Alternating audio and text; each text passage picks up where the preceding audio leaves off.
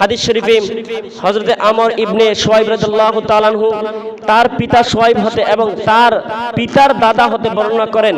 তিনি বলেন, রাসূল পাক সাল্লাল্লাহু আলাইহি ওয়াসাল্লাম ইরশাদ করেন, তোমরা তোমাদের সন্তানদেরকে নামাজের আদেশ করো যখন তারা 7 বছরে পৌঁছায়, আর তাদেরকে প্রহার করো, আঘাত করো যখন তাদের 10 বছর হয়, যদি তারা নামাজ না পড়ে। কি বলছে?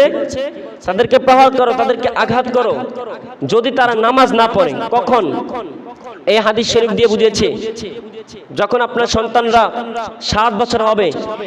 বাবা, এগুলো আমার বানানো কোনো হাদিস নয়, এগুলো রাসূলের বলা হাদিস। রাসূল সাল্লাল্লাহু আলাইহি ওয়াসাল্লাম হাদিস শরীফে জানিয়ে দিয়েছেন যে আপনার সন্তান যখন 7 বছরে পৌঁছাবে, অর্থাৎ আপনার সন্তানের যখন 7 বছর পূর্ণ হবে, তখন থেকে আপনার সন্তানকে আপনি নামাজের জন্য আহ্বান করবেন, ভালো কাজের জন্য আদেশ করবেন। আর যখন 10 বছরে পৌঁছাবে, তখন আপনি আপনার সন্তানকে যখন নামাজ না পড়বে, তখন আপনার নবী বলে দিয়েছেন 10 বছর যখন কোনো সন্তানের পূর্ণ হয়, যদি তারা নামাজ না পড়ে, তাহলে তাদেরকে প্রহার করো, তাদেরকে আঘাত করো, তাদেরকে মারো। তাহলে আপনি কি আপনার সন্তানদেরকে গুরুত্ব দিচ্ছেন?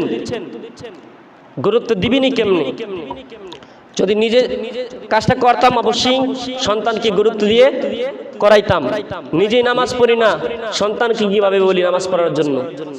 বাবা, আমি কাউকে অসম্মান করার জন্য আমি বলছি না, সেটা বাস্তব আপনাদের বোঝানোর জন্য আমি বলছি।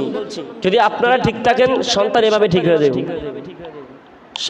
সন্তান কেমন ভাবে রাখবেন? সন্তান আপনাকে যেন ভয় পায়। যদি আপনাকে ভয় না পায়, আপনি সারাদিন পিঠে কোনো কাজ হবে না, সম্ভব না। প্রথম আদর দিবেন, আদর দিয়ে বোঝাবেন। যখন আদর দিয়ে না বুঝবেন, তখন রাগ দেখাবেন। আর যদি সে আপনাকে ভয় না পায়, আপনি সারাদিন চিল্লাইলেও কেন কাম হবে না। কি বলেন, কাজ হবে? যখন একটা সন্তান মা বাবার অবাধ্য হয়ে যায়, মা বাবার কথা না শুনে, তখন আপনি যদি বলেন সন্তানকে যে এটা করো বাবা, সে জীবন আপনার কথা শুনবে না, সে গাড়টা তারা করে চলে যাবে। এজন্য সন্তানকে আগে সুশিক্ষায় শিক্ষিত করতে হবে। যেগুলো নবীর আদর্শ আছে, যেই সুশিক্ষার মধ্যে নবীজির আদর্শ আছে, আমার আল্লাহ পাক রব্বুল আলামিনের আদর্শ আছে, সেই সুশিক্ষা দিতে হবে।